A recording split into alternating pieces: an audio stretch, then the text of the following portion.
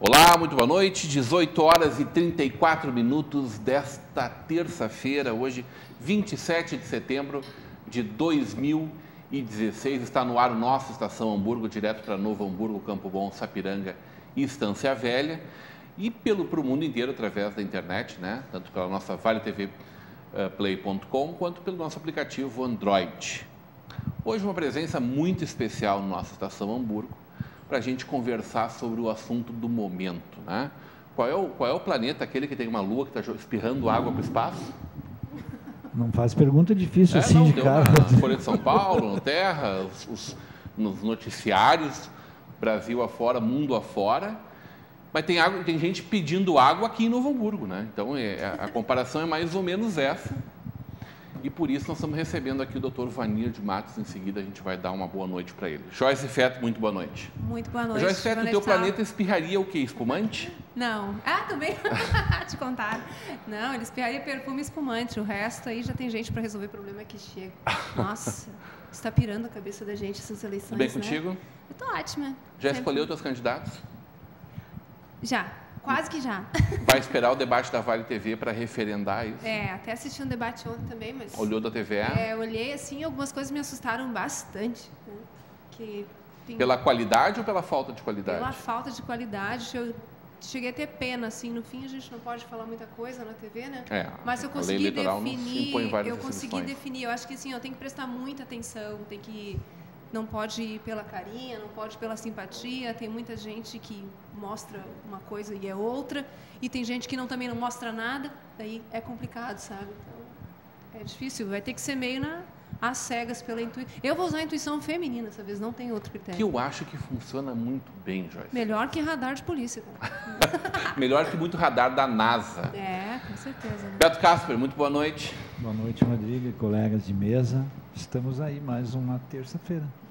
Também na expectativa das eleições, muito preocupado porque parece que tudo leva a crer que a probabilidade de termos que votar mais uma vez duplamente numa eleição para prefeito da nossa cidade não me agrada muito essa ideia. Então, que gente que gosta de votar, não né, é bacana. O hamburguense gosta de votar. Não é bacana isso. Faltou muita inteligência nessa construção política da nossa cidade para esse momento, mais uma vez. Podemos vir, senhoras e senhores, para a nossa terceira eleição suplementar, ou seja, nós vamos votar aí, quantas vezes? Uma eleição a cada 2 anos, nos últimos 12 anos, 9 eleições. Márcio Guerra, muito boa noite. Boa noite. Doutor Márcio, hoje bem acompanhado. Muito bem acompanhado e curioso, né? Especialmente curioso para ver a informação altamente qualificada que virá a respeito dessa grande polêmica. Acho que todos estamos curiosos, né? Já decidiu o teu voto? Prefeito, sim. E vereador? A vereadora ainda não. Quantos estão disputando esse voto aí?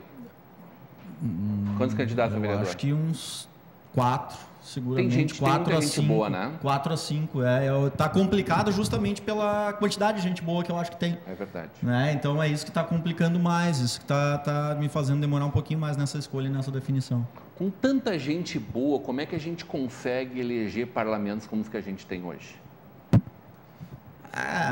Tem coisas que a gente não pode sair falando, né? Mas eu acho que às vezes alguns votos são direcionados não pelo mérito do candidato, mas sim pela forma com que faz a sua campanha e com a forma com que chega ao eleitor e convence o eleitor, né? Muito bem. Dr. Vanir de Matos, uma grande autoridade em direito público, né? Especialmente o direito eleitoral, é também advogado de vários políticos da nossa região, Rio Grande do Sul e Brasil afora. Trabalhou junto com Eduardo Campos, falecido pré-candidato a presidente da República, né? Cara lá do Nordeste, contando com o teu apoio. E é uma autoridade como poucas em todo o Rio Grande do Sul.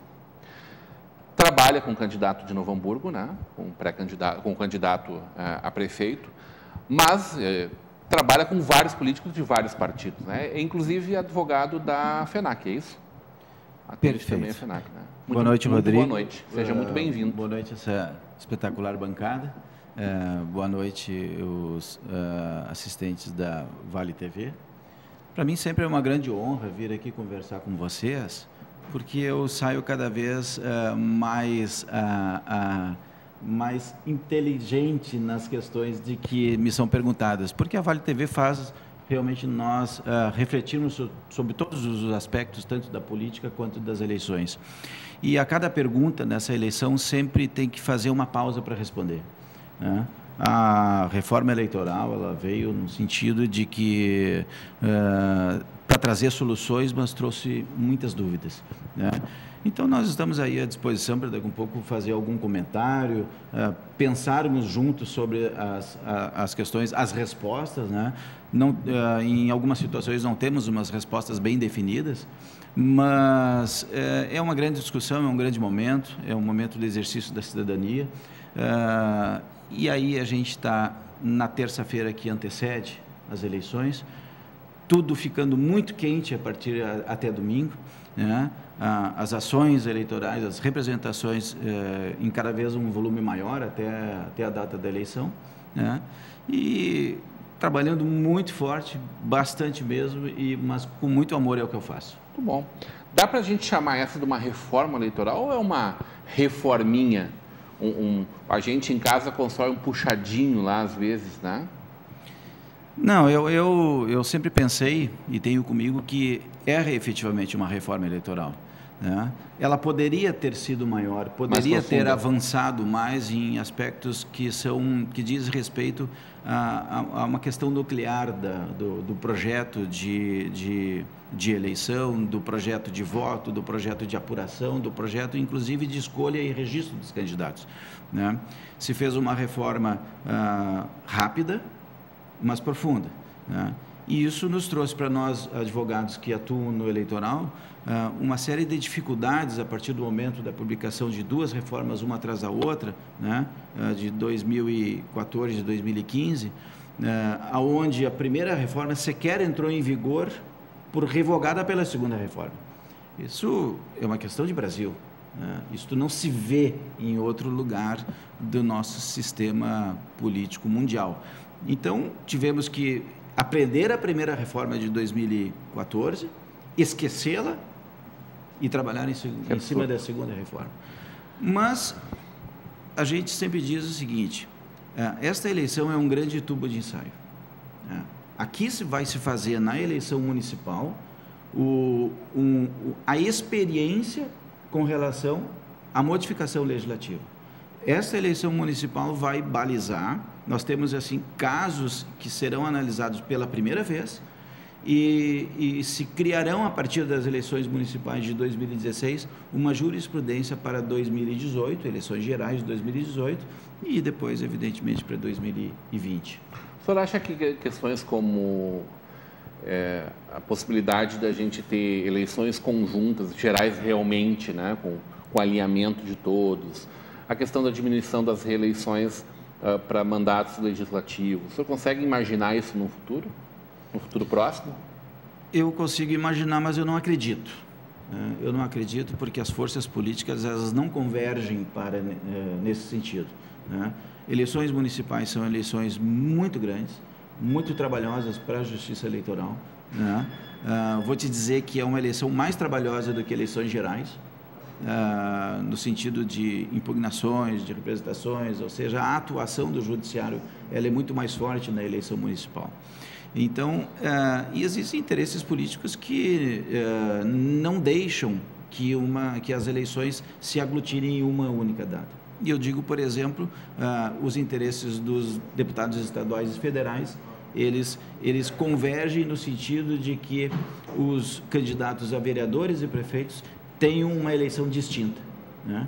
Porque os vereadores e prefeitos são legítimos cabos eleitorais de uma eleição da eleição geral.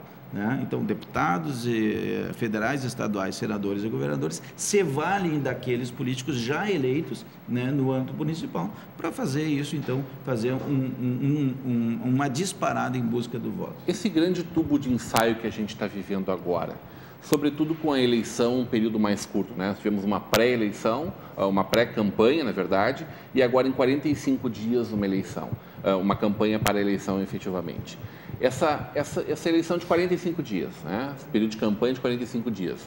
E a doação de campanha apenas por CPFs e não mais por pessoas jurídicas. O senhor acha que são coisas que devem ser mantidas ou nós teremos aí uma reforma disso novamente para o próximo pleito? Qual é a aposta pessoal para isso, né? Quando nós tivemos uma nova realidade legislativa, onde se afastou a doação de pessoa jurídica, onde se reduziu o período de campanha de 90 para 45 dias, todos nós achávamos que seria muito difícil. E, de fato, isso se concretizou, né? Uma campanha de 45 dias para um candidato que não está no poder e não está na vitrine é altamente prejudicial. Ele não... E Novo Hamburgo tem um detalhe, são 170 mil eleitores, né? Por aí. Isso. Então, ela fica... Novo Hamburgo fica no entremeio, que não é pequeno e que não é grande o suficiente para ter televisão. Uhum. Então, o candidato de Novo Hamburgo, ele tem uma dificuldade porque em 45 dias não consegue fazer chegar até o eleitor a sua proposta. Ele não consegue fazer de casa em casa.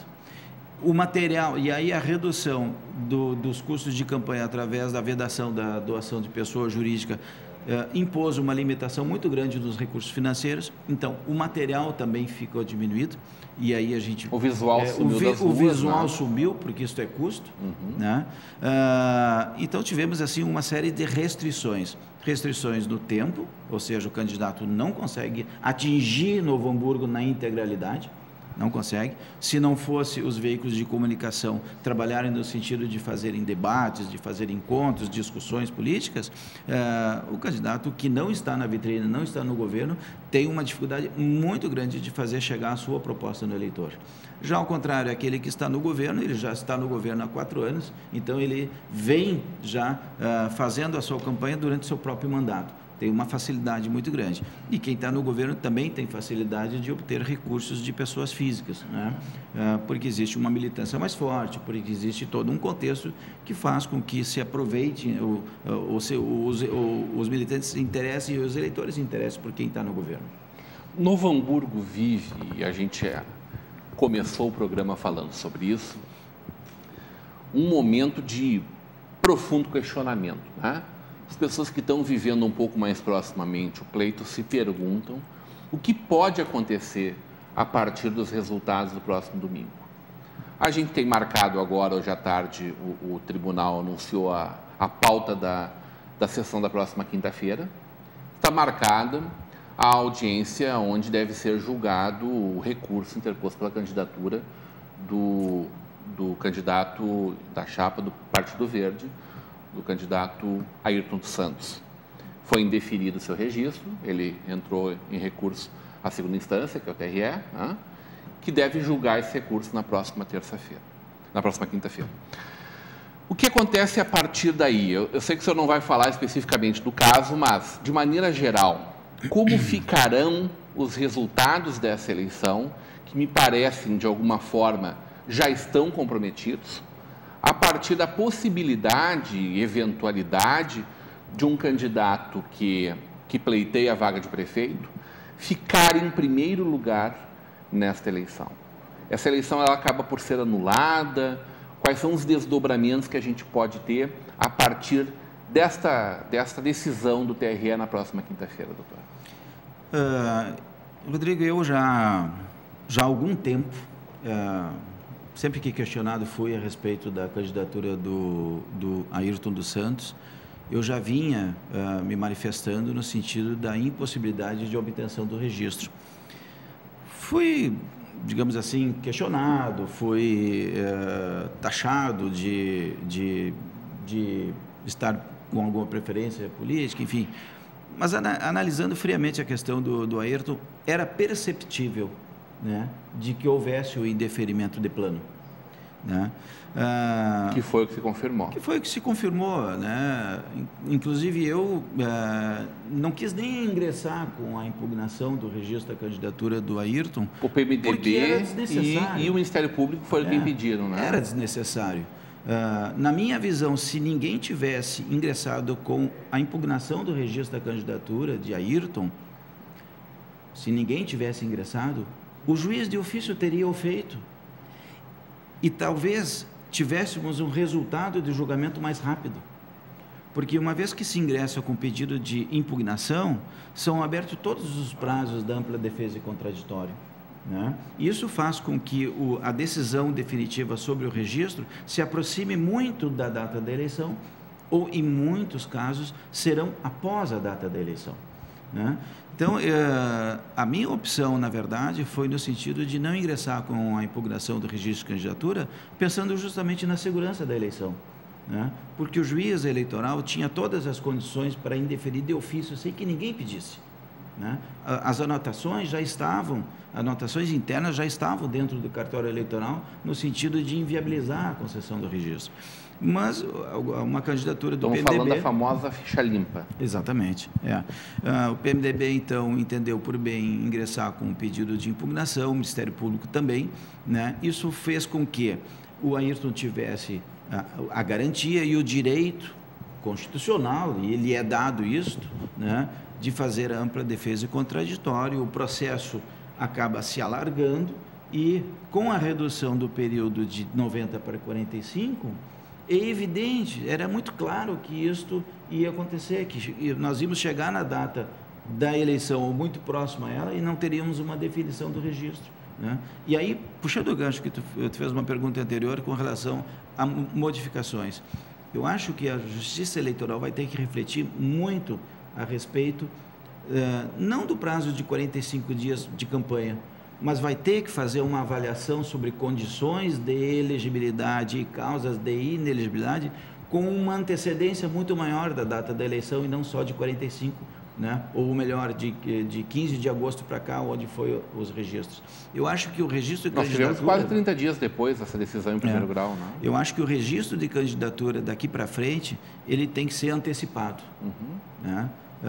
É até possível que o início do período eleitoral continue com 45 dias para fazer campanha, mas a avaliação dos aspectos da possibilidade jurídica de ser eleito, né, tem que ser antecipada para que as coisas não aconteçam do jeito que estão acontecendo. Agora, no caso de Novo Hamburgo, nós temos um candidato com registro indeferido e com questionamento que virá, então, a julgamento na quinta-feira. Né? Quinta-feira serão 3 dias antes da eleição. Com certeza, nós teremos uma indefinição. Se, eventualmente, o candidato impugnado chegar em primeiro lugar, né, o resultado disto é um resultado que não é para Novo Hamburgo, é um resultado em qualquer situação. Candidato com registro indeferido, seja em Novo Hamburgo, seja em qualquer outra cidade desse país, não será diplomado. Né? Ele tem o direito, evidentemente, que a partir do julgamento de quinta-feira, ele tem o direito a oferecer recurso para o Tribunal Superior Eleitoral. Existe um caminho a ser perseguido ainda. Né? Mas o fato é o seguinte: o candidato que chegar em primeiro lugar e tiver com registro indeferido em segundo grau, que é o que vai acontecer agora na quinta-feira, causa a anulação da eleição. Na vigência da legislação anterior, se o candidato só era anulada a eleição se o candidato obtivesse mais de 50% dos votos. Com a reforma, este quesito do percentual atingido pelo candidato eleito não se faz mais esta avaliação. Então, em qualquer percentual, hoje em Novo Hamburgo nós temos 7 candidatos, nenhum vai fazer mais de 50%. Né? Então, o candidato eleito, mesmo com 30%, 25%, 15% ou 49%, vai levar a uma eleição renovatória.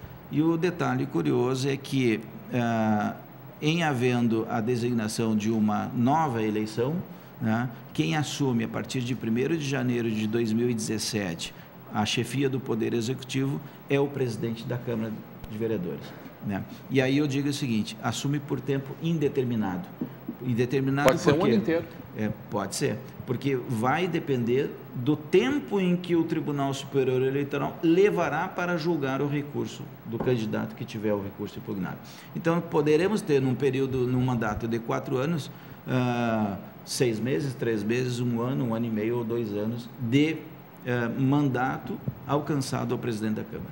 Deixa eu tentar ser bastante explícito para ver se eu compreendo bem tudo o que está acontecendo. Senhora e senhora que estão nos assistindo que pretendem votar no candidato Ayrton. Quando digitarem lá o número do candidato, a fotinho dele, independente de qualquer coisa, mesmo que ele tenha sido condenado na segunda, no caso não deferido na segunda instância, ou mesmo que tenha sido reformada a decisão de primeira instância, a fotinho dele vai aparecer lá. Vai aparecer. Vai confirmar o voto dele lá. Sim, vai confirmar. Confirmado este voto, a partir das 17 horas do próximo domingo, iniciaremos a apuração da eleição, né? Abertas as urnas. Como deve, na última eleição, quando nós tivemos o candidato Tarcísio concorrendo de forma nula, né? Também sob júdice esta eleição, né? Há 4 anos atrás, os votos dele apareceram nulos, né? Não apareceram a votação dele exatamente, certo? E aquela dúvida toda, e ali se tinha mais de 50% de votos nulos. Nós devemos ter esse modelo replicado ou é impossível prever o que vai acontecer? Como é que o TRE vai tratar esse voto, que por partes é um voto nulo também, e por outro lado tem o voto do Ayrton? Para esta eleição, e vamos considerar que o julgamento do Ayrton dos Santos será na quinta-feira. Uhum. Tá? A legislação diz que o candidato que estiver na data da eleição com o registro indeferido em 2º grau, que é o Tribunal Regional Eleitoral, que é o que vai acontecer na quinta-feira, não terá contabilizado os seus votos. Então, eu não sei como é que o Tribunal Regional Eleitoral vai operacionalizar isto. Porque na sessão de quinta-feira, às 14 horas, entre o julgamento e o recurso de Ayrton. E vamos imaginar que seja mantida a sentença... São duas possibilidades. Mantida a sentença. Vamos imaginar que seja mantida a sentença de indeferimento. Ayrton tem 3 dias para recorrer dessa decisão. E o 3º dia vai ser no domingo, às 19 horas. Né? Então, ele pode optar, ou ele entra com embargos de declaração, que é uma discussão para aclarar o julgamento. Mas que normalmente é meramente protelatório. Em razão de alguma omissão. Não estou usando o caso dele, porque nem sabemos qual é a decisão, mas normalmente né, um recurso. O Instituto do Desembargo de Declaração, ele existe justamente para consertar uma decisão do tribunal, no sentido de que ela tenha sido omissa, contraditória, né? De regra, não altera resultado de julgamento. Uhum. Ou pode o Ayrton, então, no prazo de 3 dias, abrir mão dos embargos de declaração e oferecer direto o recurso especial, que é um recurso especial que é dirigido a Brasília, ao Tribunal Superior Eleitoral.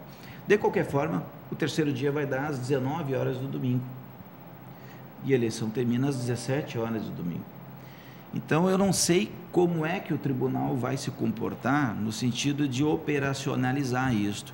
Se na data da quinta-feira se às 17 horas do domingo já vai esconder os votos, se eleito ele for, ou se esses votos vão aparecer, mas eles não gerarão resultado para a diplomação, né, enquanto o processo dele estiver em discussão. Então, nós vamos ter que aguardar o domingo para ver como é que vai se comportar. Primeiro, o resultado da eleição, porque se Ayrton não chega em primeiro lugar, não há nenhum problema, né?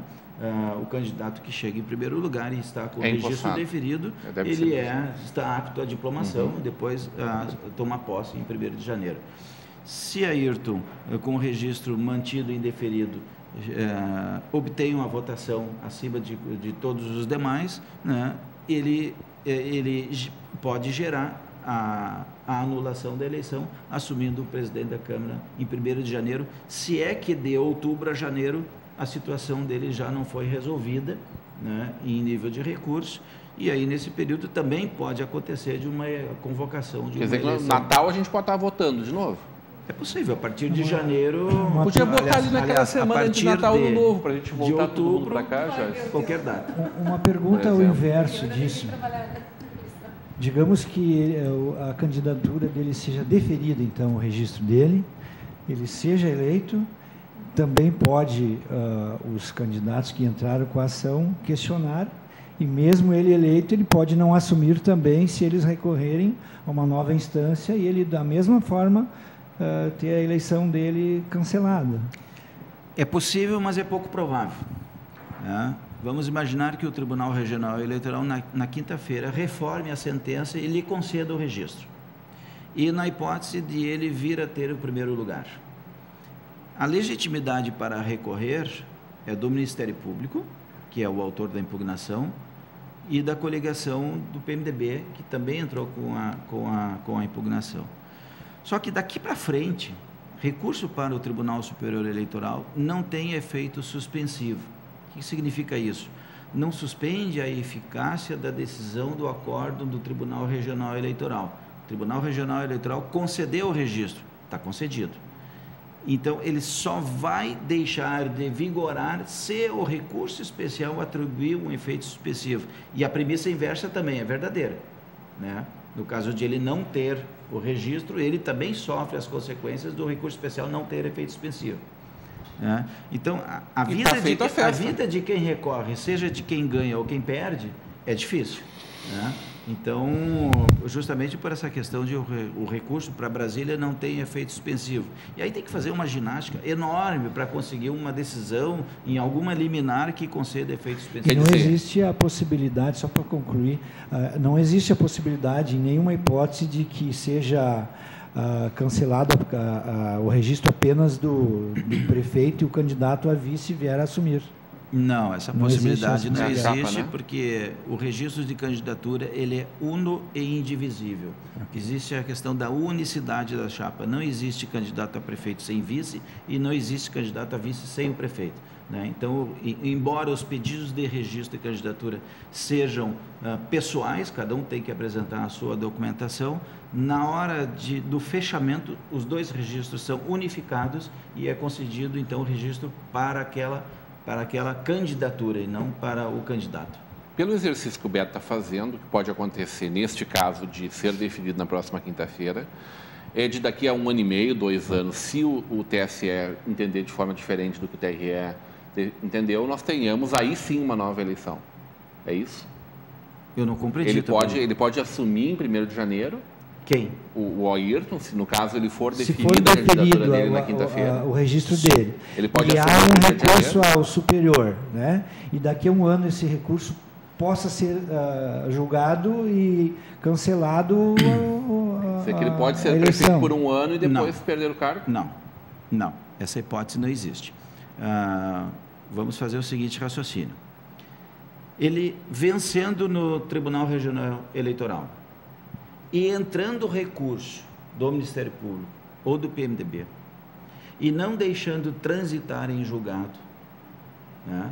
Não deixando transitar em julgado, e se em 1º de janeiro o recurso ainda estiver pendente de julgamento, mesmo ele ganhando, ele não assume o presidente da Câmara, porque a regra que foi inovada... Mas então é suspensivo o efeito? Só se for concedido, né? E aí aí tem que fazer aquela ginástica, entrar com uma liminar no TSE para tentar o efeito suspensivo e tudo mais. Então, o que pretendeu a reforma é evitar a alternância de poder. Pois é. Então, preferir o legislador alcançar um mandato temporário para o presidente da Câmara do que ficar tirando e colocando o candidato, né? Isso acontecia muito, o candidato assumia, depois era derrubado, depois ganhava uma liminar, voltava e ficava entrando e saindo, entendeu a legislação que isso é extremamente nocivo para a administração, esta alternância de poder. Muito bem, Márcio. Algum questionamento, doutor? Essa questão, eu nunca trabalhei com a justiça eleitoral, né? É uma curiosidade mais técnica. A tendência é que eles tenham uma posição de positivismo jurídico ou mais alternativo? Porque das áreas que eu atuo, da estadual para a federal, eu tenho uma diferença muito grande, né? A federal, bem positivista, o que está na lei é cumprido, sem interpretação contrária, né? E na justiça estadual a gente tem aquela relativação, a lei, embora diga isso, pode ser analisada dessa forma. E a justiça eleitoral? Qual a tendência das decisões deles? Eu, na minha visão, estrategicamente, o Ayrton perseguiu um caminho equivocado que lhe foi prejudicial. Porque essa discussão sobre a inelegibilidade dele, ele, por uma pretensão de ver resolvido isto antes da eleição, antes do pedido de registro, ele acabou antecipando essa discussão, inclusive no TSE e no STJ. Porque o problema que Ayrton tem é uma condenação, né, criminal, em que só não foi cumprida a pena em razão de uma prescrição da pretensão executória, né?